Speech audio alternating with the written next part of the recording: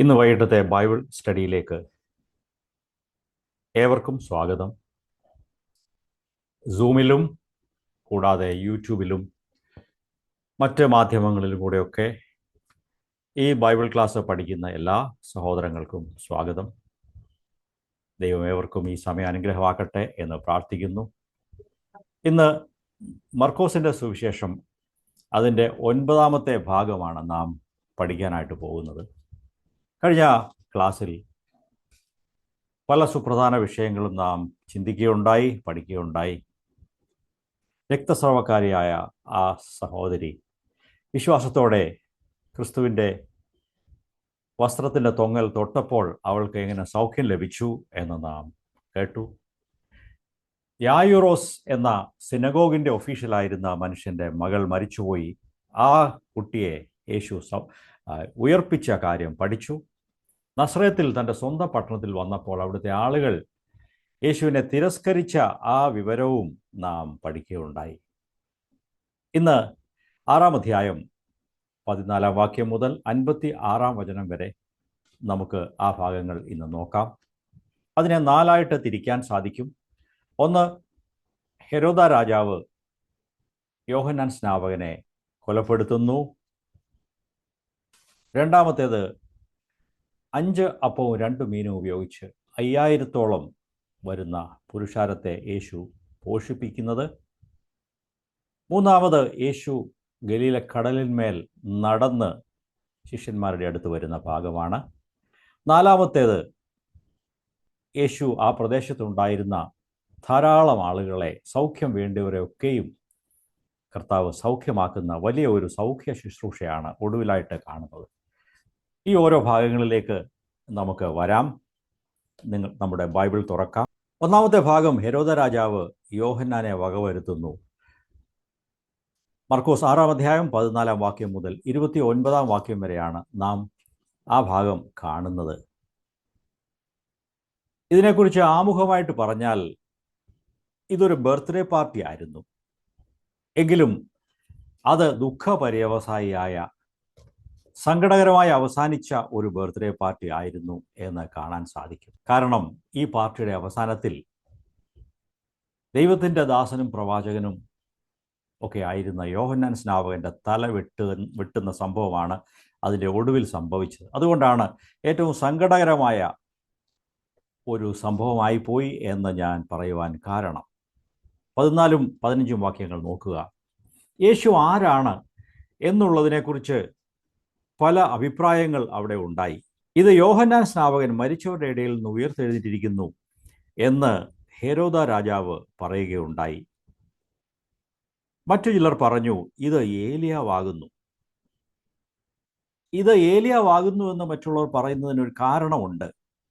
അത് നാം വായിക്കുന്നത് മലാഖി പ്രവചനം 4-ാം അധ്യായം 5-ാം വാക്യത്തിൽ അത് വായിക്കുന്നു. മലക്കായി ചാപ്റ്റർ 4 വേഴ്സ് 5. യഹോവയുടെ വലുതും ഭയങ്കരവുമായ നാൾ വരുന്നതിന് മുമ്പേ ഞാൻ നിങ്ങൾക്ക് ഏലിയ പ്രവാചകനെ അയക്കും. ഈ പ്രവചനവാക്യം അറിയുന്നവ ചിലരാണ് പറഞ്ഞത്, ഇത് ഏലിയ പ്രവാചകനാണ് വന്നിരിക്കുന്നത് എന്ന് യേശുവിനെക്കുറിച്ച് ചില ആളുകൾ പറഞ്ഞു. എന്നാൽ മറ്റു ചിലർ പറഞ്ഞു, ഇത് ദൈവം അയച്ച പ്രവാചകന്മാരിൽ ഒരാളാണ്, ഇദ്ദേഹവും ഒരു പ്രവാചകനാണ് എന്ന് മറ്റുള്ളവർ പറഞ്ഞു. ഇന്നും അനേക ആളുകൾ യേശുവിനെക്കുറിച്ച് പല നല്ല കമൻസും പറയാറുണ്ട്. യേശു ഒരു നല്ല നേതാവായിരുന്നു, ഒരു നല്ല മനുഷ്യനായിരുന്നു, അദ്ദേഹം ഒരു നല്ല ടീച്ചറായിരുന്നു. He was a good teacher. അനേകം നല്ല അഭിപ്രായങ്ങൾ ആളുകൾ യേശുവിനെക്കുറിച്ച് പറയാറുണ്ട്. എന്നാൽ നമുക്ക് ഓരോരുത്തർക്കും വ്യക്തിപരമായി യേശുവിനെക്കുറിച്ച് ഒരറിവുണ്ടായിരിക്കുകയാണ്. യേശുവിനെ ഒരു നല്ല മനുഷ്യനായിട്ട് മാത്രമല്ല, മനുഷ്യരെ അവരുടെ പാപങ്ങളിൽ നിന്നും രക്ഷിക്കുന്ന രക്ഷകനായിട്ടും ദൈവത്തിൻ്റെ ക്രിസ്തുവായിട്ടും അഭിഷിക്തനായിട്ടും നാം യേശുവിനെ തിരിച്ചറിയണം. അവിടുന്ന് ദൈവപുത്രനാണ്. ഈ കാര്യങ്ങളെ നാം തിരിച്ചറിയുകയും വിശ്വസിക്കുകയും അത് പ്രസ്താവിക്കുകയും വേണം. അടുത്ത വാക്യങ്ങൾ നോക്കുക. 16 മുതലുള്ള വാക്യങ്ങൾ വായിച്ചാൽ അത് സങ്കടകരമായ ഒരു കാര്യത്തിലേക്കാണ് വിരൽ ചൂണ്ടുന്നത്. യോഹന്നാൻ സ്നാപകൻ്റെ മരണത്തെ സംബന്ധിക്കുന്ന ആ ഒരു സംഭവമാണ് അവിടെ നാം കാണുന്നത്. 16-ാം വാക്യത്തിൽ നോക്കിയാൽ ഹെരോദ രാജാവിൻ്റെ ഹൃദയത്തിലുണ്ടായിരുന്ന കുറ്റബോധത്തെക്കുറിച്ച് അവിടെ എഴുതിയിരിക്കുന്നു. 16-ാം വാക്യത്തിൽ നാം വായിക്കുന്നു, ഹെരോദാവ് യേശുവിനെക്കുറിച്ച് കേട്ടപ്പോൾ, ഞാൻ തല വെട്ടിച്ച യോഹന്നാനാകുന്നു അവൻ, അവൻ ഉയർത്തെഴുന്നേറ്റിരിക്കുന്നു എന്ന് പറഞ്ഞു. യേശുവിനെക്കുറിച്ചാണ് ഹെരോദാവ് ഇങ്ങനെ പറഞ്ഞത്, ഞാൻ മുൻപ് തല വെട്ടിച്ച യോഹന്നാൻ സ്നാപകൻ. നോക്കുക, കുറെ കാലം കഴിഞ്ഞു ഈ സംഭവം നടന്നിട്ട്, എങ്കിലും ഹെരോദ രാജാവിൻ്റെ മനസ്സിൽ ആ കുറ്റബോധം നിലനിൽക്കുകയാണ്. ഞാൻ തല വെട്ടിച്ച യോഹന്നാൻ സ്നാപകൻ ഇതാ ഉയർത്തെഴുന്നേറ്റ് വന്നിരിക്കുന്നു, അവനാണ് ഈ യേശുക്രിസ്തു എന്ന് അദ്ദേഹം പറയുകയുണ്ടായി. പ്രിയപ്പെട്ടവരെ, നമ്മുടെയൊക്കെ ജീവിതത്തിൽ പലപ്പോഴും പല തിന്മകളും തെറ്റുകളും നമ്മിൽ ഉണ്ടാകാൻ സാധ്യതയുണ്ട്. എങ്കിലും അവയിൽ പലതും അതിൻ്റെ കുറ്റബോധവും പേറി നാം ചിലപ്പോൾ പോകേണ്ടി വരും.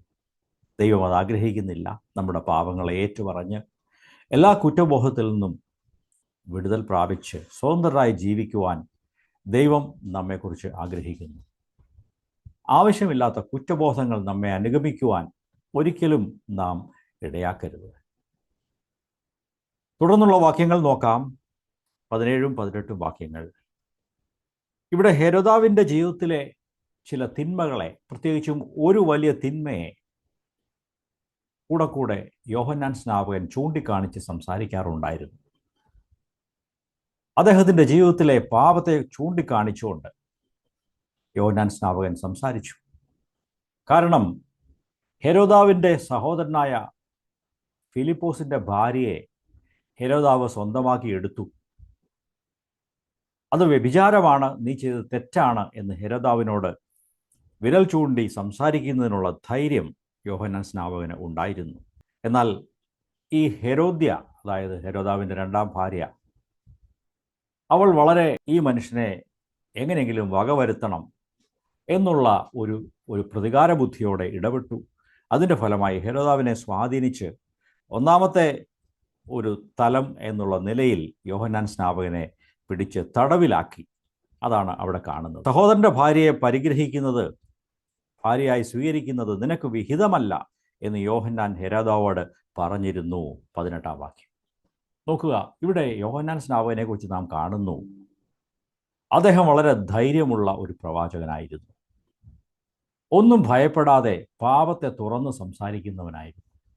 അതിൻ്റെ പ്രത്യാഘാതം, കോൺസിക്വൻസ് എന്താണെങ്കിലും ഹെരോദാവിനോട് തൻ്റെ പാപങ്ങളെ തുറന്നു കാണിക്കുവാൻ ഈ പ്രവാചകൻ, ഈ ദേവദാസൻ ധൈര്യം കാണിച്ചു. ഈ ഹെരോദ്യയെക്കുറിച്ച് നമുക്ക് പറയാൻ സാധിക്കും, അവൾ തൻ്റെ ഭർത്താവിൻ്റെ മേൽ, ഹെരോദ രാജാവിൻ്റെ മേൽ തെറ്റായ ഒരു നെഗറ്റീവ് ഇൻഫ്ലുവൻസ്, തെറ്റായ ഒരു സ്വാധീനം ചെലുത്തുവാൻ അവൾക്ക് കഴിഞ്ഞു. ഹെരോദാവിൻ്റെ ഒരു നല്ല വശം നമുക്ക് അവിടെ കാണാൻ സാധിക്കും. 20-ാം വാക്യം നോക്കുക. യോഹന്നാൻ നീതിയും വിശുദ്ധിയുമുള്ള പുരുഷൻ എന്ന് ഹെരോദാവ് അറിഞ്ഞ് അവനെ ഭയപ്പെടുകയും അവനെ കാത്തുകൊള്ളുകയും ചെയ്തു.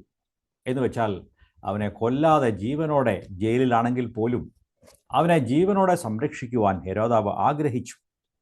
പിന്നെ പറയുന്നു, അവൻ്റെ, അതായത് യോഹന്നാൻ്റെ വചനം കേട്ടിട്ട് ഉള്ളിൽ വളരെ കലങ്ങിയെങ്കിലും അവൻ സന്തോഷത്തോടെ കേട്ടുപോകുന്നു. ഇവിടെ ഹെരോദ രാജാവിൻ്റെ ജീവിതത്തിൻ്റെ ഒരു നല്ല വശം നമുക്ക് കാണാൻ സാധിക്കും. ദൈവത്തിൻ്റെ സന്ദേശം കേൾക്കുവാൻ അയാൾക്ക് താല്പര്യമായിരുന്നു, മനസ്സായിരുന്നു.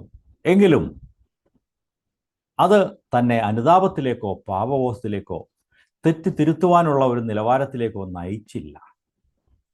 ഈ കാര്യങ്ങളെ കേൾക്കുമ്പോൾ നമ്മുടെ ജീവിതം എങ്ങനെ ഇരിക്കുന്നു എന്ന് പരിശോധിക്കേണ്ടത് ആവശ്യമാണ്. നാം ദൈവവചനം ധാരാളം കേൾക്കുന്നവരായിരിക്കും. എന്നാൽ ആ വചനത്തെ കേൾക്കുകയും ഉൾക്കൊള്ളുകയും അതിൻ്റെ അടിസ്ഥാനത്തിൽ ജീവിതത്തിൽ രൂപാന്തരം വരുത്തുകയും ചെയ്യുന്നുണ്ടോ? Do we change our lives? Do we repent? അതിനെക്കുറിച്ച് അനുദപിക്കുകയും അതിന് വില കൊടുക്കുവാനും നാം തയ്യാറാകുന്നുണ്ടോ? ഇത് വളരെ ആവശ്യമായിരിക്കുന്ന കാര്യമാണ്. നമ്മുടെ ദൈവവചനത്തിൻ്റെ അറിവ് ഹെരോദ രാജാവിൻ്റെ അറിവിൻ്റെ ലെവലിൽ മാത്രമായിരിക്കരുത്.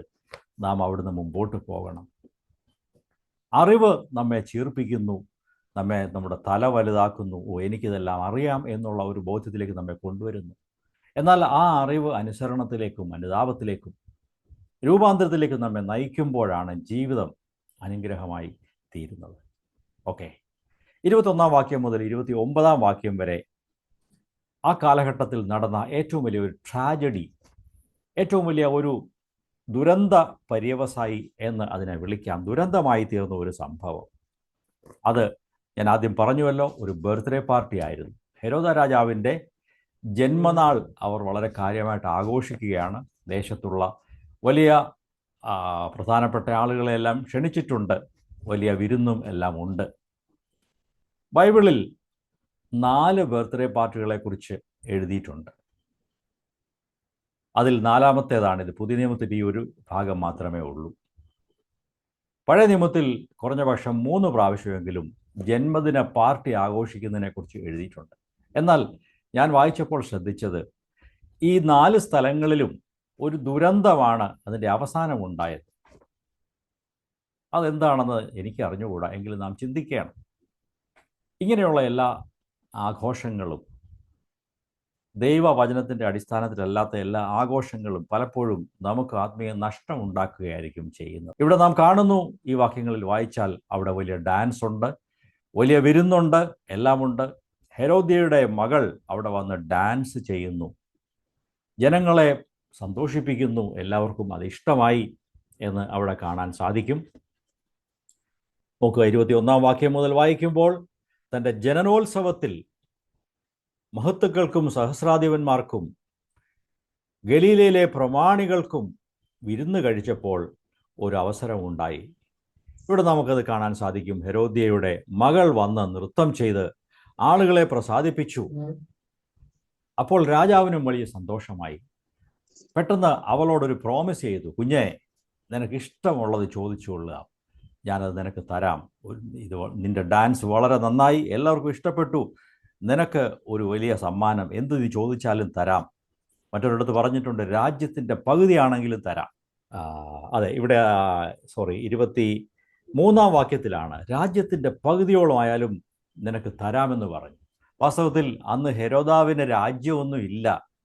അത് എന്ത് വേണമെങ്കിലും തരാമെന്നുള്ളതിന് മറ്റൊരു രൂപത്തിൽ അത് പറഞ്ഞത് മാത്രമേ ഉള്ളൂ. ഹെരോദാവ് അവിടെ റോമൻ അധികാരിയായിട്ട്, റോമാക്കാരുടെ രാജാവായിട്ട് അവിടെ വാഴുന്നു എന്ന് മാത്രമേ ഉള്ളൂ. അല്ലാതെ അദ്ദേഹത്തിന് രാജ്യം വീതിച്ചു കൊടുക്കാണ്ട് രാജ്യമൊന്നും അന്നില്ല.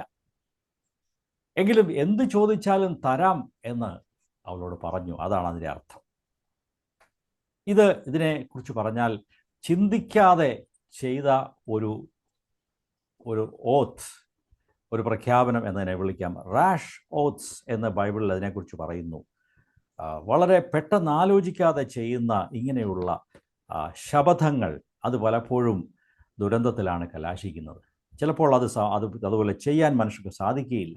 ഞാൻ പറഞ്ഞതിൻ്റെ അർത്ഥം, നാം ഒന്നും ആലോചിക്കാതെ പെട്ടെന്ന് ആളുകൾക്ക് പ്രോമിസ് കൊടുക്കരുത്. ഞാൻ ഇന്നതുപോലെ ചെയ്തു തരാം, അത് ചെയ്തു തരാം, എന്നിട്ട് ഒടുവിൽ ചെയ്യാതിരിക്കുന്നത് അത് സങ്കടകരമാണ്. നോക്കുക, അപ്പോസ്തല പ്രവൃത്തികൾ 23 അധ്യായം 21 വാക്യത്തിൽ നോക്കുമ്പോൾ, ആക്ട്സ് ചാപ്റ്റർ 23 വേഴ്സ് 21, ഇവിടെ പൗലോസ് അപ്പോസ്തലൻ്റെ സഹോദരിയുടെ മകൻ വന്ന് സഹസ്രാധിപൻ്റെ അടുത്ത് വന്ന് രഹസ്യമായിട്ട് പറയുകയാണ്, നീ അവരെ വിശ്വസിച്ചു പോകരുത്.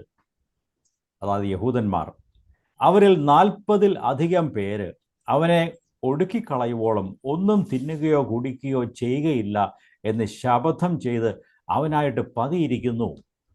40-ലധികം പേര് അവരൊരു വല്ലാത്തൊരു ശപഥം ചെയ്തു, ഞങ്ങൾ പൗലോസിനെ കൊന്നുകളഞ്ഞതിന് ശേഷം മാത്രമേ തിന്നുകയോ കുടിക്കുകയോ ചെയ്യുകയുള്ളൂ എന്നവർ ഒരു ശപഥം ചെയ്തു. ദാറ്റ് വാസ് എ റാഷ് ഓത്ത്. പക്ഷേ നമുക്കറിയാം, പൗലോസിനെ കൊല്ലാൻ അവർക്ക് കഴിഞ്ഞില്ല. അവർക്ക് അവരുടെ ആ പ്രഖ്യാപനം, അവരുടെ ശപഥം തിരുത്തേണ്ടി വന്നു. കാരണം അവർക്ക് ഭക്ഷണം കഴിക്കാതെയും കുടിക്കാതെയും ജീവിക്കാൻ സാധ്യമല്ലല്ലോ. അവർ പിന്നീട് അത് തിരുത്തി കാണും. ഞാൻ പറഞ്ഞത്, ആലോചിക്കാതെ പെട്ടെന്ന് നാം വാക്ക് കൊടുക്കരുത്, ശപഥങ്ങളിൽ ഏർപ്പെടരുത്. ആലോചിച്ച് ചിന്തിച്ച് പ്രാർത്ഥിച്ചു വേണം കാര്യങ്ങൾ ചെയ്യാനായിട്ട്. ഇവിടെ ഹെരോദാവിനെ സംബന്ധിച്ച് ഹെരോദ്യയുടെ മകൾക്ക് ഒരു ഉറപ്പ് കൊടുത്തു. പിന്നീട് അയ്യോ, അത് കൊടുത്തു പോയല്ലോ, എന്താണ് അവൾ ചോദിക്കുന്നതെന്ന് കേട്ടപ്പോൾ, അവൾ കാര്യങ്ങൾ ചോദിച്ചപ്പോൾ അദ്ദേഹത്തിന് ദുഃഖമുണ്ടായി കാണും. പക്ഷേ അതിനെക്കുറിച്ച് പറയാം, it was to late for him. അവൻ താമസിച്ചു പോയി. ഈ മകൾ അമ്മയുടെ അടുത്ത് പോയി ചോദിച്ചു, അമ്മ ഞാൻ എന്ത് പറയണം, എന്താണ് ഞാൻ ചോദിക്കേണ്ടത്, എനിക്ക് എന്ത് വേണമെങ്കിലും തരാമെന്ന് പറഞ്ഞിട്ടുണ്ട്. അമ്മ അവളുടെ മനസ്സിൽ കരുതി വെച്ചിരുന്ന ആ ഒരു അവസരം വന്നു എന്ന് സന്തോഷിച്ച് അവൾ യോഹന്നാൻ സ്നാപകനോട് പ്രതികാരം ചെയ്യാൻ മനസ്സിൽ കണക്കുകൂട്ടി വെച്ചിരിക്കുകയായിരുന്നു. അതുകൊണ്ട് മകളോട് പറഞ്ഞു, യോഹന്നാൻ സ്നാപകൻ്റെ തല എനിക്ക് ഇപ്പോൾ തന്നെ കൊണ്ടുവന്ന് തരണം എന്ന് അവൾ ആവശ്യപ്പെട്ടു. അത് സങ്കടകരമായൊരു കാര്യമായിരുന്നു. എങ്കിലും അത് ഹെരോദാവിന് അത് ചെയ്യേണ്ടി വന്നു. യോഹന്നാൻ സ്നാപകൻ്റെ തല വെട്ടി ഈ മകൾക്ക് കൊടുത്തു. ആ മകൾ അമ്മയ്ക്ക് കൊണ്ട് കൊടുത്തു. ഇവിടെ ഈ സ്ത്രീയുടെ പ്രതികാര ബുദ്ധിയെ നാം കാണുന്നു. അവളുടെ ക്രൂരത നാം കാണുന്നു. അവൾ മകൾക്ക് കൊടുത്ത ആ ദുഷ്ടത നിറഞ്ഞ ആലോചന, അതും നാം അവിടെ കാണുന്നു. പഴയ നിയമത്തിൽ ഇതുപോലുള്ള ഒരു സ്ത്രീയാണ് ഇസബേൽ എന്നുള്ള സ്ത്രീ. ആഹാബ് രാജാവിൻ്റെ പുറകിൽ നിന്ന് പ്രവർത്തിക്കുകയും അയാളെ കൊണ്ട് എല്ലാ തിന്മയും ചെയ്യിപ്പിക്കുവാൻ ഇടയാകുകയും ചെയ്ത ഇസബേലിനെ പോലെയുള്ള ഒരു സ്ത്രീ ആയിരുന്നു ഈ ഹെരോദ്യ. അത് വളരെ സങ്കടകരമായൊരു കാര്യമായിരുന്നു. ഒടുവിൽ യോഹന്നാൻ്റെ തലവെട്ടി അവൾക്ക് കൊടുക്കേണ്ടി വന്നു.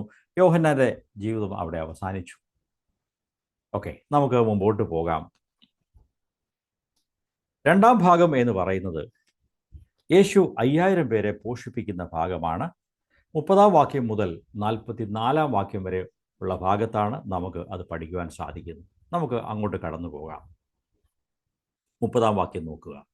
പിന്നെ അപ്പോസ്തലന്മാർ യേശുവിൻ്റെ അടുക്കൽ വന്നുകൂടി തങ്ങൾ ചെയ്തതും ഉപദേശിച്ചതും എല്ലാം അറിയിച്ചു. നമുക്കറിയാം, അപ്പോസ്തലന്മാരെ, ശിഷ്യന്മാരെ, അവരെക്കുറിച്ചാണ് അപ്പോസ്തലന്മാർ എന്ന് പറഞ്ഞിരിക്കുന്നത്. 12 ശിഷ്യന്മാരെക്കുറിച്ച് ഇവിടെ അപ്പോസ്തലന്മാർ എന്ന് പറയുന്നു. അവർക്ക് ആ ഒരു പ്രത്യേക ഒരു പേര് കൊടുത്തതായിട്ടാണ് നാം കാണുന്നത്. അപ്പോസ്തലൻ എന്ന വാക്കിൻ്റെ അർത്ഥം അയക്കപ്പെട്ടവൻ. ഒരു പ്രത്യേക ഉദ്ദേശത്തിന് വേണ്ടി ഒരു ഉയർന്നയാൾ തൻ്റെ പ്രതിനിധിയായിട്ട്, റെപ്രസെൻറ്റേറ്റീവായിട്ട് അയക്കുന്നയാളാണ്. മിഷണറിമാരെക്കുറിച്ച്, കർത്താവിൻ്റെ സുവിശേഷമായിട്ട് കടന്നു പോകുന്ന മിഷണറിമാരെക്കുറിച്ച് അവർ അയക്കപ്പെട്ടവരാണ് എന്ന് പറയാൻ സാധിക്കും. ഒരു രീതിയിൽ അവർ അപ്പോസ്തലന്മാരാണ്, അയക്കപ്പെട്ടവരാണ്. തൻ്റെ 12 ശിഷ്യന്മാരെക്കുറിച്ചാണ് ഇവിടെ അപ്പോസ്തലന്മാർ എന്ന് പറഞ്ഞിരിക്കുന്നത്. അവരെ രണ്ടായിട്ട് യേശു അയച്ചു. ഗ്രാമങ്ങൾ തോറും അവർ സഞ്ചരിച്ചു. അവർ ദൈവരാജ്യത്തിൻ്റെ സുവിശേഷം പ്രസംഗിച്ചു. അവർ ആളുകൾക്ക് സൗഖ്യം വരുത്തി, എണ്ണ തേച്ച് സൗഖ്യം വരുത്തി, ഭൂതങ്ങളെ പുറത്താക്കി, പല കാര്യങ്ങളും ചെയ്തു അവർ മടങ്ങി വന്നു. ഈ കാര്യങ്ങളൊക്കെ യേശുവിനോട് അവർ പറയുകയാണ്. അവിടെ അവരുടെ കാര്യം ഇവിടെ എഴുതിയിരിക്കുന്നു. അടുത്ത വാക്യത്തിൽ, വരുന്നവരും പോകുന്നവരും വളരെ ആയിരുന്നതിനാൽ വലിയ ജനക്കൂട്ടമാണ് ഇവരുടെ ചുറ്റുമുള്ളത്. അവർക്ക് ഭക്ഷിക്കാൻ പോലും സമയമില്ലാതിരുന്നത് കൊണ്ട് അവൻ അവരോട്, നിങ്ങൾ ഒരു ഏകാന്ത സ്ഥലത്ത് വേറിട്ട് വന്ന് അല്പം ആശ്വസിച്ചു കൊള്ളുവിൻ എന്ന് പറഞ്ഞു. ഏകാന്ത സ്ഥലത്ത് വന്ന് അല്പം വേറിട്ട് ആശ്വസിച്ചു കൊള്ളുവിൻ എന്ന് യേശു അവരോട് പറയുകയാണ്. പ്രിയപ്പെട്ടവരെ, ഇവിടെ വലിയ തിരക്കുള്ള ഒരു ശുശ്രൂഷയുടെ ഇടയിൽ അവർക്ക് വാസ്തവത്തിൽ ഒരു അല്പം റെസ്റ്റ് ആവശ്യമായിരുന്നു. നമുക്കും ചിലപ്പോൾ വലിയ മിനിസ്ട്രിയുടെയൊക്കെ ഇടയ്ക്ക്, വലിയ പ്രവൃത്തികൾ ചെയ്യുമ്പോൾ, വലിയ ശുശ്രൂഷകളുടെ ഇടയ്ക്ക് റെസ്റ്റ് ആവശ്യമാണ്. ഒരല്പസമയം മാറിയിരുന്ന് പ്രാർത്ഥിക്കുന്നതും ദൈവവചനം ധ്യാനിക്കുന്നതും യേശുവിൻ്റെ ജീവിതത്തിൽ അത് പതിവായിരുന്നു. സോളിറ്റ്യൂഡ്, തനിയെ ഏകാന്തമായി മാറിയിരിക്കുന്ന ആ അനുഭവം നമുക്കൊക്കെയും ആവശ്യമാണ്. അവർക്ക് വിശ്രമം ആവശ്യമായിരുന്നു. എങ്കിലും ഇവിടെ നാം കാണുന്നു, അതിനുവേണ്ടി അവർ മാറിയിരിക്കാൻ പോയെങ്കിലും അവർക്ക് വിശ്രമം കിട്ടിയില്ല. കാരണം അവരവിടെ ചെല്ലുമ്പോഴത്തേക്ക് ആളുകളൊക്കെ വേറെ വഴിയായി. ഇവർ അങ്ങോട്ട് പോകുന്നത് അറിഞ്ഞ് അവിടെ ആൾക്കൂട്ടം അവിടെ കൂടിയിരുന്നു. അതുകൊണ്ട് അവർക്ക് വിശ്രമിക്കുവാൻ, പ്ലാൻ ചെയ്തതുപോലെ അവർക്ക് വിശ്രമിക്കുവാൻ കഴിഞ്ഞില്ല എന്നാണ് കാണാൻ സാധിക്കുന്നത്. 34-ാം വാക്യം നോക്കുക. അവൻ പടകിൽ നിന്ന് ഇറങ്ങിയപ്പോൾ വലിയ പുരുഷാരത്തെ കണ്ടു. അവർ ഇടയൻ ഇല്ലാത്ത ആടുകളെ പോലെ ആയതുകൊണ്ട് അവരിൽ മനസ്സലിഞ്ഞ് പലതും ഉപദേശിച്ചു തുടങ്ങി. യേശുവിൻ്റെ മനസ്സലിവ് ഇവിടെ കാണുന്നു. His compassion for the people. Yeshu നോക്കിയപ്പോൾ ഈ ആളുകളോട്, ഈ ജനക്കൂട്ടത്തോട്, ഇസ്രായേൽ ജനത്തോട്, തൻ്റെ ചുറ്റും കൂടിയ ആളുകളോട് യേശുവിന് വളരെ അലിവ് തോന്നി. കാരണം അവരുടെ അവസ്ഥ വളരെ ദയനീയമായിരുന്നു. ദേ വർ ലൈക്ക് എ പിറ്റിഫുൾ ഫ്ലോക്ക്. ക്രിസ്തുവിൻ്റെ ദയയും കമ്പാഷനും സഹാനുഭൂതിയും മനസ്സലിവും അവിടെ കാണാൻ സാധിക്കുന്നു. ഇവിടെ റെസ്റ്റ് എടുക്കുവാൻ അവർക്ക് താല്പര്യമുണ്ടായിരുന്നു, അതിനുള്ള അവകാശമുണ്ടായിരുന്നു. എങ്കിലും അവർ അവകാശം ക്ലെയിം ചെയ്തില്ല. നിങ്ങളെല്ലാം പൊക്കോ, ഞങ്ങൾ വിശ്രമിക്കാൻ വന്നതാണെന്ന് പറഞ്ഞ ആളുകളെ അവിടുന്ന് അകറ്റി കളയുന്നില്ല. ചിലപ്പോൾ നമുക്ക് വിശ്രമിക്കുവാൻ ആഗ്രഹമുണ്ടായിരിക്കാം, ആവശ്യമുണ്ടായിരിക്കാം. എങ്കിലും ചില സാഹചര്യങ്ങളിൽ വരുമ്പോൾ നമുക്ക് അത് ക്ലെയിം ചെയ്യുവാൻ, അവകാശമാക്കുവാൻ കഴിയാത്ത അവസ്ഥ വരും.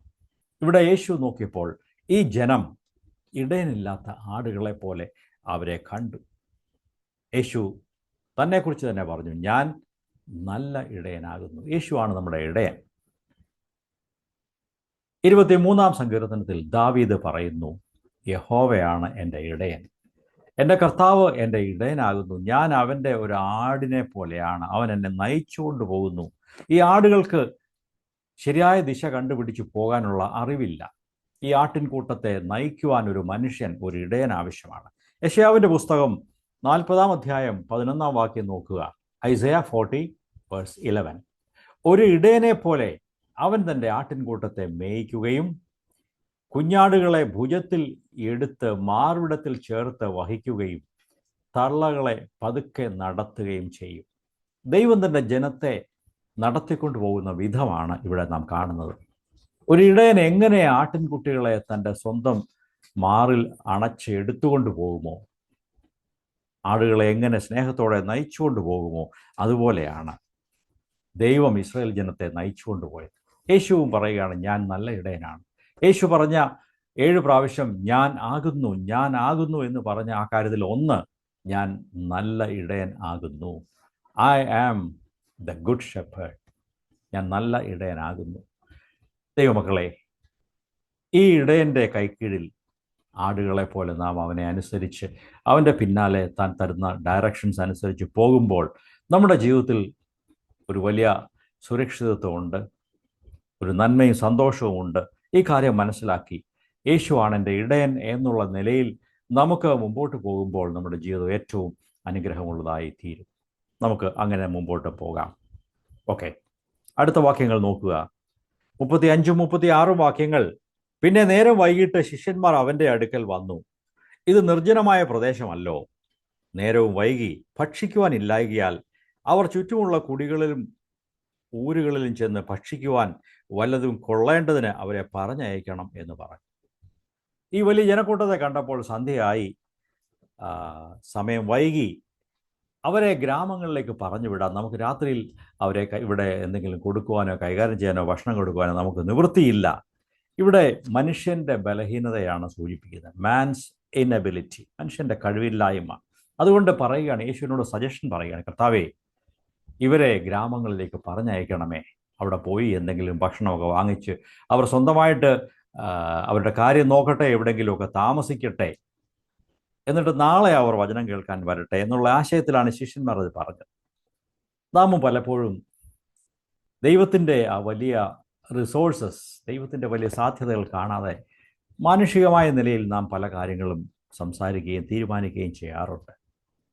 എന്നാൽ ദൈവത്തിൻ്റെ കരുതലിനെ നമുക്കവിടെ കാണാൻ സാധിക്കുന്നു. അടുത്ത വാക്യത്തിൽ യേശു അവരോട് പറയുകയാണ്, അങ്ങനെയല്ല എൻ്റെ സ്നേഹിതരെ, ശിഷ്യന്മാരെ, നിങ്ങൾ അവർക്ക് വല്ലതും കൊടുക്കണം. അവർ പോയി കണ്ടുപിടിച്ച് ഭക്ഷിക്കുന്നതല്ല ആവശ്യം, നിങ്ങൾ അവർക്ക് വല്ലതും കൊടുക്കണം. ദൈവത്തിന് എപ്പോഴും നമ്മെക്കുറിച്ച് കരുതലുണ്ട്.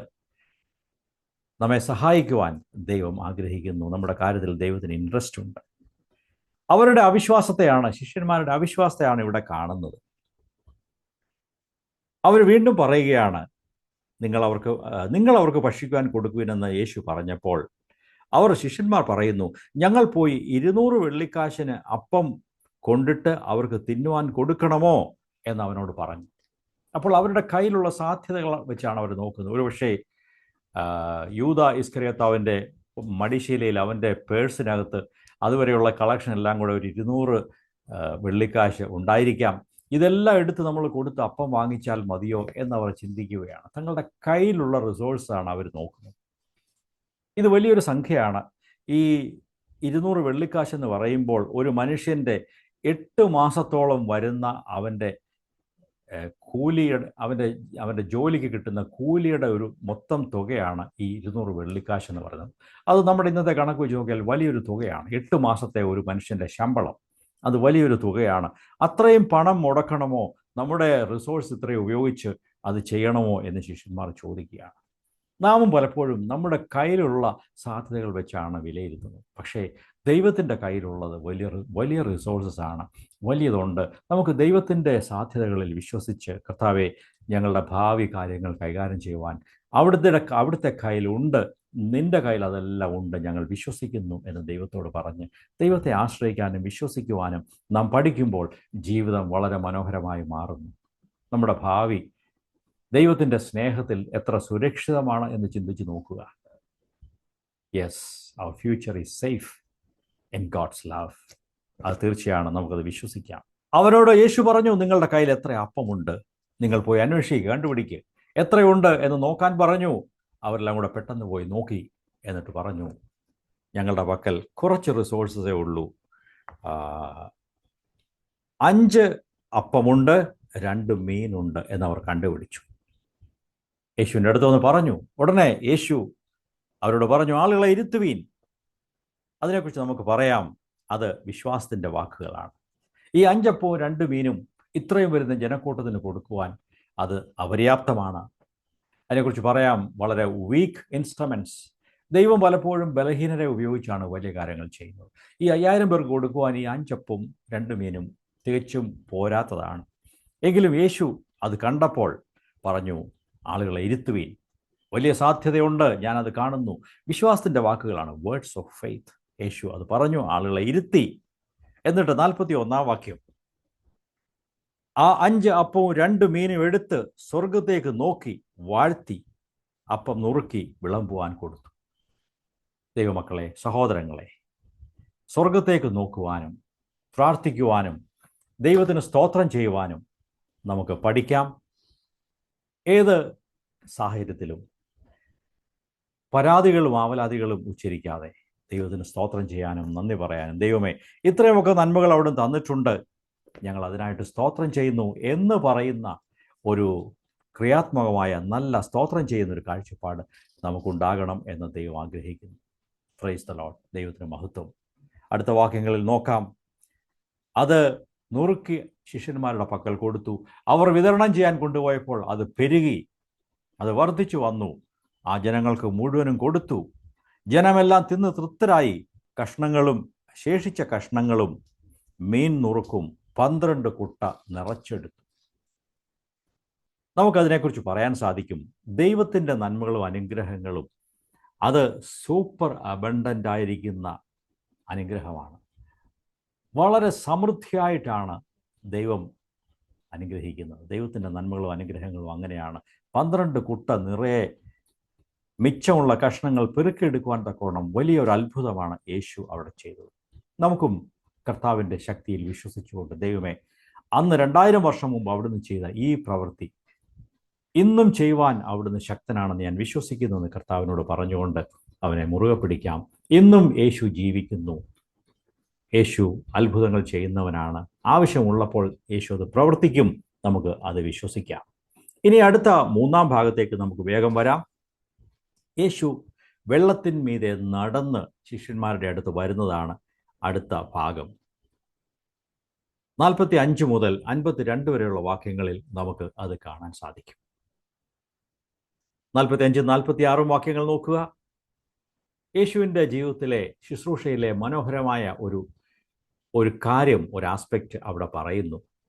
താൻ പുരുഷാരത്തെ പറഞ്ഞയക്കുന്നതിനിടയിൽ തൻ്റെ ശിഷ്യന്മാരെ ഉടനെ പടകു കയറി അക്കരെ ബെത്സൈദയ്ക്ക് നേരെ മുന്നോടുവാൻ നിർബന്ധിച്ചു.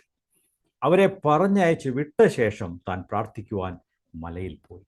ഇവിടെ യേശു തൻ്റെ ശിഷ്യന്മാരെ മറ്റൊരു സ്ഥലത്തേക്ക്, നിങ്ങൾ ബെത്സൈദയിലേക്ക് പടകു കയറി പോകണം എന്ന് പറഞ്ഞുകൊണ്ട് ഈ വലിയ ആൾക്കൂട്ടത്തെ പറഞ്ഞയക്കുന്ന ഒരു മിനിസ്ട്രിയും കൂടെ യേശുവിനുണ്ടായിരുന്നു. അവരോട് സംസാരിച്ച് അവരെയൊക്കെ ആശ്വസിപ്പിച്ച്, ഓരോരുത്തരോടുമൊക്കെ സംസാരിച്ച് അവരെ വീട്ടിലേക്ക് പറഞ്ഞയക്കുക, അവരെ സമാധാനിപ്പിച്ച് പറഞ്ഞയക്കുക, സൗഖ്യം ആവശ്യമുള്ളവർക്ക് സൗഖ്യം കൊടുത്ത് അവരെ പറഞ്ഞയക്കുക. Sending people away. അത് യേശുവിൻ്റെ ആ മനസ്സലിവിൻ്റെ ഒരു അടയാളമാണ്. ഇന്നത്തെ പല വലിയ ഇവാഞ്ചലിസ്റ്റുകളും വലിയ പ്രസംഗകരും ഒക്കെ അവർ പാട്ടുമെല്ലാം കഴിഞ്ഞ് പ്രസംഗിക്കേണ്ട സമയമാകുമ്പോൾ പെട്ടെന്ന് ഒരു കാറിൽ സ്റ്റേജിൻ്റെ പുറകിൽ വന്ന് പെട്ടെന്ന് സ്റ്റേജിലോട്ട് കയറി വരും. വലിയ പ്രസംഗമൊക്കെ ചെയ്തിട്ട് അവർ അപ്രത്യക്ഷമാകും. പിന്നെ ഈ ആളുകൾക്ക് അവരെ കാണാൻ സാധ്യമല്ല. അവർ പെട്ടെന്ന് അവർ വണ്ടിയിൽ കയറി അവർ ഹോട്ടലിലേക്ക് അങ്ങ് പോകും. എന്നാൽ യേശു അങ്ങനെ ആയിരുന്നില്ല. യേശു അവിടെ നിന്ന് ഈ വലിയ ജനക്കൂട്ടത്തെ ഓരോരുത്തരെയായിട്ട് ഇങ്ങനെ സംസാരിച്ച് അവരെ പറഞ്ഞു വിട്ട് അവരുമായിട്ട് സമയം ചെലവഴിക്കുന്ന ഒരു നല്ല ഗുരുവായിരുന്നു യേശു.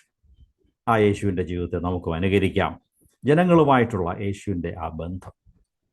ഓക്കെ, ഇനിയും അവർ ശിഷ്യന്മാരെ ബത്സയിദയിലേക്ക് പടകിൽ കയറ്റി നിങ്ങൾ പോകാൻ പറഞ്ഞു. അവർ പോയി. യേശു അവിടെ തനിയെ അല്പസമയം പ്രാർത്ഥനയ്ക്കായിട്ട് ചെലവഴിക്കുകയാണ്. ഒറ്റയ്ക്ക് ആ സ്ഥലത്ത് യേശു മാറിയിരുന്ന് പ്രാർത്ഥിക്കുന്നു. വലിയ മിനിസ്ട്രിക്ക് ഇടയ്ക്കും വലിയ ശുശ്രൂഷകളുടെ ഇടയിലും യേശു പ്രാർത്ഥിക്കുവാൻ സമയം കണ്ടെത്തി. പിതാവുമായിട്ടും ഹൃദയം പകരാനും ദൈവമായിട്ട് സംസാരിക്കുവാനും യേശു സമയം കണ്ടെത്തി. ഇത് വളരെ ആവശ്യമാണ്. നമുക്കും ഒറ്റയ്ക്കിരുന്ന് പ്രാർത്ഥിക്കാനും ദൈവത്തോട് ഏകമായി ഒറ്റയ്ക്കിരുന്ന് സമയം ചെലവഴിക്കുവാനും ഉള്ള ആ ഒരു സോളിറ്റ്യൂഡ്, ഒറ്റയ്ക്ക് ഏകാന്തമായിരിക്കുന്ന അവസ്ഥ, ഇത് വളരെ പ്രധാനപ്പെട്ട ഒരു കാര്യമാണെന്ന് നാം മനസ്സിലാക്കണം. 47 മുതൽ 50 വരെയുള്ള വാക്യങ്ങൾ നോക്കുക. ശിഷ്യന്മാർ പടകിൽ കയറി ബത്സയിദയിലേക്ക് പോവുകയാണ്. ആ സമയത്ത് വലിയ കാറ്റുണ്ടായി. അവർക്ക് മുമ്പോട്ട് പോകാൻ കഴിഞ്ഞില്ല, അവർക്ക് തുഴഞ്ഞു പോകാൻ കഴിഞ്ഞില്ല. അവർക്ക് പ്രതികൂലമായി കാറ്റടിച്ചു. അതുകൊണ്ട് അവർ തുഴഞ്ഞ് കഷ്ടപ്പെടുകയാണ്. അവർ വളരെ ടോയിൽ ചെയ്തു, വളരെ ബുദ്ധിമുട്ടി, മുമ്പോട്ട് പോകാൻ കഴിഞ്ഞില്ല. തണ്ട് വലിച്ച് അവർ വലയുന്നത് യേശു കണ്ടു. യേശു ഒറ്റയ്ക്കിരുന്ന് പ്രാർത്ഥിക്കുമ്പോൾ ആത്മാവിൽ തൻ്റെ ശിഷ്യന്മാർ അനുഭവിക്കുന്ന കഷ്ടപ്പാട് യേശു മനസ്സിലാക്കി. അതിനെ നമുക്ക് പറയാം, ദൈവം കാര്യങ്ങളെ ദൂരെ ഇരുന്ന് ഗ്രഹിക്കുന്നു. Divine vision and divine care. ദൈവത്തിന് കാഴ്ചപ്പാടുണ്ട്. നാം കടന്നു പോകുന്ന അവസ്ഥയെ ദൈവം മനസ്സിലാക്കുന്നു, അവിടുന്ന് കരുതുന്ന ദൈവമാണ്. അതുകൊണ്ട് പ്രതികൂലമായ കാറ്റുകൾ ജീവിതത്തിൽ അടിക്കുമ്പോൾ, നാം കഷ്ടപ്പെട്ട് തണ്ട് വലിച്ച് ക്ഷീണിക്കുമ്പോൾ, പ്രിയപ്പെട്ടവരെ, മടുത്തു പോകരുത്. ഞാൻ വെച്ച് മതിയാക്കുകയാണ് എന്ന് നാം ആരും പറയരുത്. ദൈവം നമ്മുടെ അവസ്ഥ അറിയുന്നു. യേശു അവരുടെ സ്ഥിതി കണ്ടു, ദൂരെ ഇരുന്നത് മനസ്സിലാക്കി. അതുകൊണ്ട് എന്ത് ചെയ്തു? യേശു വെള്ളത്തിന്മീതെ നടന്ന് 4-ാം യാമത്തിൽ, ഏതാണ്ട് വെളുപ്പിന് 3 മണിക്ക്, ആ സമയത്ത് അവർ ക്ഷീണിച്ച് വല്ലാതെയായി ഭയപ്പെട്ട് തങ്ങൾ മുങ്ങിപ്പോകുമോ എന്ന് ഭയപ്പെട്ടപ്പോൾ യേശു ആ വെള്ളത്തിന്മീതെ നടന്ന് അവരുടെ അടുത്ത് വന്നു. നോക്കുക, ജീവിതത്തിലെ ആഴമായ വെള്ളവും വലിയ കാറ്റും പ്രതിസന്ധികളും വരുമ്പോഴും ദൈവം കരുതുന്നു, നമ്മെക്കുറിച്ച് അവൻ കരുതുന്നു. യേശു നടന്ന് അവരുടെ അടുത്ത് വന്നു, അവരെ സഹായിക്കുവാനായിട്ട് വന്നു. അവർ ഭയപ്പെട്ടു പോയി. ഇതാരാണ്? വെള്ളത്തിന്മീതെ വരുന്ന ഏതോ ഭൂതമാണോ എന്നവർ പേടിച്ചുപോയി. എന്നാൽ യേശു അവരുടെ അടുത്ത് ചെന്നു അവരെ ആശ്വസിപ്പിച്ചു. നിങ്ങൾ ധൈര്യപ്പെടുവീൻ, നിങ്ങൾ ഭയപ്പെടേണ്ട എന്ന് പറഞ്ഞു. ദൈവമക്കളെ, കർത്താവിൻ്റെ വചനം നമ്മെ പ്രോത്സാഹിപ്പിക്കുന്നതും ആശ്വസിപ്പിക്കുന്നതും ധൈര്യപ്പെടുത്തുന്നതുമാണ്. അവിടുത്തെ വചനത്തിൽ നമുക്ക് മുറുകെ പിടിക്കാം. അവൻ നമ്മെ ആശ്വസിപ്പിക്കുന്നവനാണ്. അവൻ നടന്നവരുടെ അടുത്ത് വന്നു, നിങ്ങൾ ഭയപ്പെടേണ്ട എന്ന് പറഞ്ഞു. അങ്ങനെ നമുക്ക് ആ ഒരു വചനം കൂടെ വായിക്കാം. മത്തായി സുവിശേഷം 28-ാം അധ്യായം 20-ാം വാക്യം നോക്കുക. മാത്യു 28:20. ഞാൻ നിങ്ങളോട് കൽപ്പിച്ചത് ഒക്കെയും പ്രമാണിപ്പാൻ തക്കവണ്ണം ഉപദേശിച്ചും കൊണ്ട് സകല ജാതികളെയും ശിഷ്യരാക്കിക്കൊള്ളുവീൻ. ഞാനോ ലോക അവസാനത്തോളം എല്ലാ നാളും നിങ്ങളോട് കൂടെ ഉണ്ട് എന്നരുളി ചെയ്തു. ഇവിടെ യേശുവിൻ്റെ ആ പ്രോമിസാണ്, ഞാൻ എൻ്റെ സാന്നിധ്യം നിങ്ങളോട് കൂടെ എപ്പോഴും ഉണ്ടായിരിക്കും. ഏത് പ്രതിസന്ധിയിലും കർത്താവിൻ്റെ സാന്നിധ്യം നമ്മുടെ കൂടെ ഉണ്ട്. എന്നാൽ ഈ ശിഷ്യന്മാർ ആ യേശുവിൻ്റെ ശക്തിയും ബലവും 5000 പേരെ പോഷിപ്പിച്ച തൊട്ട് മുമ്പ് നടന്ന സംഭവവും ക്രിസ്തുവിൻ്റെ മഹത്വവും ശക്തിയും എല്ലാം അവർ മറന്നുപോയി. അവരുടെ ഹൃദയം കഠിനപ്പെട്ടു എന്ന് അവിടെ പറയുന്നു. അവർ ഡള്ളായിപ്പോയി. അവർക്ക് ദൈവത്തിൻ്റെ പ്രവൃത്തികളെ ഓർക്കാൻ കഴിഞ്ഞില്ല. അവർ കാറ്റിനെയും മറ്റും കണ്ട് ഭയപ്പെട്ടു പോയി. നമ്മുടെ ജീവിതത്തിലും മുൻകാലങ്ങളിൽ ദൈവം നടത്തിയ ദൈവത്തിൻ്റെ വഴികളെ നാം മറക്കാതെ ഓർത്ത്, എന്നെ കഴിഞ്ഞ കാലങ്ങളിൽ നടത്തിയ ദൈവം ശക്തനാണ്, ഇനിയും എൻ്റെ ഭാവിയിൽ മുമ്പോട്ടും നടത്തുവാൻ അവിടുന്ന് മതിയായവനാണ് എന്ന് നമുക്ക് വിശ്വസിച്ച് മുമ്പോട്ട് പോകാൻ സാധിക്കും. കർത്താവ് നമ്മെ അതിന് സഹായിക്കട്ടെ. 4-ാമത്തെ ഭാഗം, യേശു അക്കരെ വന്നു, അവിടെ ഇറങ്ങി, തൻ്റെ അടുത്ത് വന്ന, തന്നെ തൊട്ട എല്ലാവർക്കും സൗഖ്യം കൊടുക്കുന്ന ഒരു പ്രവൃത്തിയാണ് അവിടെ കാണുന്നത്. 53 മുതൽ 56 വരെയുള്ള വാക്യങ്ങൾ കൂടെ വായിച്ച് നമുക്ക് ഈ ക്ലാസ് അവസാനിപ്പിക്കാം. ഓക്കെ, അവർ പടകിൽ നിന്നിറങ്ങി ഗന്നേസരത്ത് ദേശത്ത് വന്നു. ആ നാട്ടിലൊക്കെയും ചുറ്റി ഓടി അവനുണ്ടെന്ന് കേൾക്കുന്ന ഇടത്തേക്ക് ദീനക്കാരെ കിടക്കയിൽ എടുത്തുകൊണ്ട് വന്നു. നമുക്കത് ഭാഗം വായിക്കുമ്പോൾ അറിയാം. അനേക ദീനക്കാരെ കൊണ്ടുവന്നു. അവൻ്റെ വസ്ത്രത്തിൻ്റെ വിളിമ്പിൽ തൊടുവാൻ അവർ അനുവാദം ചോദിച്ചു. തൊട്ടവർക്കൊക്കെയും സൗഖ്യമുണ്ടായി. അനേകം രോഗികൾക്ക് സൗഖ്യം കിട്ടി. അനേകം പേര് സുഖമായി മടങ്ങിപ്പോയി. വേറൊരു രസകരമായ കാര്യം ഇവിടെ കാണുന്നു. യേശു അവരെ ബെത്സൈദയിലേക്ക് പോകാനാണ് അവരോട് പറഞ്ഞത്. അവർ ബോട്ടിൽ പടകിൽ കയറി തണ്ട് വലിച്ചു ക്ഷീണിച്ചു. എന്നാൽ നാം കാണുന്നത് രാവിലെ ആയപ്പോൾ അവർ ബെത്സൈദയിലല്ല വന്നത്. അവർ വന്നിറങ്ങിയത് ഗന്നേസരത്ത് എന്ന ആ ഒരു പ്രദേശത്താണ് വന്നിറങ്ങിയത്. പലപ്പോഴും നമ്മുടെ ജീവിതത്തിൽ നാം ചില കാര്യങ്ങളെ ലക്ഷ്യമിട്ട് മുമ്പോട്ട് പോകുന്നുവെങ്കിലും ദൈവം ചിലപ്പോൾ അതിൻ്റെ ഗതി മാറ്റിവിടുന്നു. അവർക്ക് ബെത്സൈദയിലല്ല ഇറങ്ങാൻ കഴിഞ്ഞത്. അവരൊടുവിൽ ഗന്നേസരത്തിൽ വന്നു. 55ഉം 56ഉം വാക്യങ്ങളിൽ വലിയ വിശ്വാസത്തോടുകൂടി അനേകർ വന്ന് യേശുവിൻ്റെ അടുക്കൽ വന്നു. പലരും ദീനക്കാരെ എടുത്തുകൊണ്ട് വന്നു. വിശ്വാസത്തോടെ ദീനക്കാരെ കൊണ്ടുവന്നു. ഈ കാലത്ത് നമുക്കും നമ്മുടെ അയൽക്കാരെയും സ്നേഹിതരെയും ആവശ്യത്തിലിരിക്കുന്നവരെയൊക്കെ വിശ്വാസത്തോടെ മീറ്റിങ്ങുകളിലേക്ക് വിളിച്ചുകൊണ്ട് വരികയും ദൈവവചനം കേൾക്കുവാൻ സാഹചര്യം ഒരുക്കി കൊടുക്കുകയും അല്ലെങ്കിൽ നാം തന്നെ അവരോട് പറയുകയും വിശ്വാസത്തോടെ സഹായം ആവശ്യമുള്ളവരെ കർത്താവിൻ്റെ അടുത്തേക്ക് വചനം കേൾക്കുവാനായിട്ട് കൊണ്ടുവരുവാനുള്ള ചുമതല നമുക്കുണ്ട്. യേശുവിൻ്റെ പക്കൽ നിന്നും വലിയ ശക്തി പുറപ്പെട്ട് ആ സൗഖ്യമാക്കുന്ന ശക്തി ശക്തമായ രീതിയിൽ പുറപ്പെട്ട് അനേകം പേരെ സൗഖ്യമാക്കി. യേശുവിനെ അന്വേഷിക്കുന്നവർക്ക് ഇന്നും സൗഖ്യം ലഭിക്കും. എന്നാൽ നമ്മുടെ ഭാഗത്തുനിന്നും മറ്റുള്ളവരെ സഹായിക്കാനായിട്ടുള്ള ഒരു എഫേർട്ട്, ഒരു ഉത്സാഹം നാം കാണിക്കേണ്ടതാണ്. നാം അലസന്മാരായിരിക്കരുത് എന്നാണ് ഇവിടുന്ന് മനസ്സിലാക്കുന്നത്. വിശ്വാസത്തോടെ തൊടുന്നവർക്കൊക്കെയും യേശു സൗഖ്യം കൊടുക്കുന്നു എന്നും അവിടെ കാണാൻ സാധിക്കുന്നു. ദൈവമക്കളെ, യേശുവിൻ്റെ മിനിസ്ട്രി 2000 വർഷം മുമ്പ് നടന്നു. എന്നാൽ അത് ഇന്നും ആ ശുശ്രൂഷ തുടർന്നുകൊണ്ടിരിക്കുന്നു. അത് ദൈവമക്കളായ നമ്മിൽ കൂടെയാണ് നടക്കുന്നത്. ദൈവം നമ്മയൊക്കെ, ബലഹീനരായ നമ്മെ ഉപയോഗിച്ച് ആ ശുശ്രൂഷകൾ വീണ്ടും ചെയ്തുകൊണ്ടിരിക്കുന്നു. ആത്യന്തികമായി പറഞ്ഞാൽ ബന്ധനത്തിലിരിക്കുന്നവരെ വിടുവിക്കുക, നിരാശയിലിരിക്കുന്നവരെ വിടുവിക്കുക, പ്രത്യാശയില്ലാത്തവർക്ക് ക്രിസ്തുവിൽ കൂടെയുള്ള ഭാവി പ്രത്യാശ നാം പങ്കുവയ്ക്കുക. അത് ചെയ്യുവാനായിട്ട് ദൈവം നമ്മെ വിളിക്കുകയാണ്.